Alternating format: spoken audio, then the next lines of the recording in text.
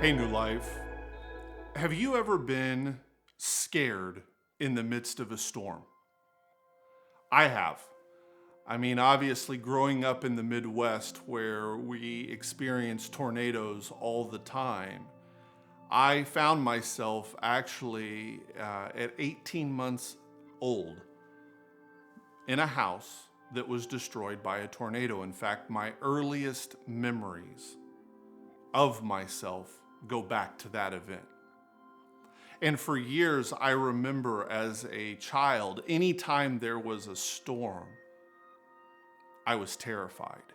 And my parents would have to come into my room and console me and calm me because of the trauma of that tornado that ripped through the house that I was in.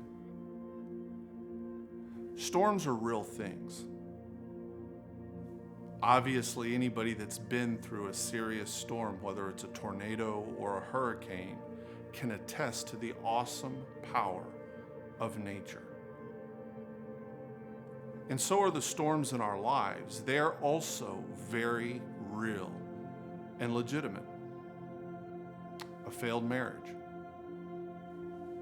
a diagnosis that the doctors just don't know what to do with. Children can create great storms in our lives. Jesus was also with his disciples on the lake of Galilee in the midst of a storm. He actually found the ability to sleep in the midst of the storm. And when they woke him, terrified, he didn't ignore the wind and the waves and the imminent threat. But what he challenged them with is that they had forgotten that God was with them, even in the midst of the storm. And he chided them. Where is your faith, O you of little faith? Because Jesus belonged to a stream of thought that actually believed that God could be trusted to be intimately a part of every day, every action, every part of our life.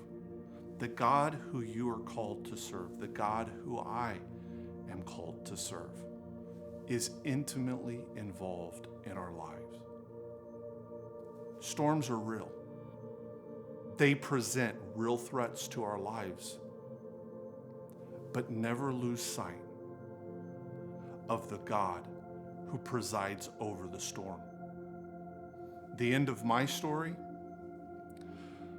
I went to a preschool, and guess what? They told the story of Jesus in the storm on the boat in the Lake of Galilee.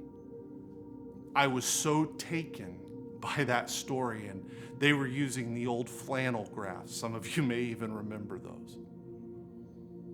The teacher was so captivated by me being taken up with this story of Jesus calming the storm.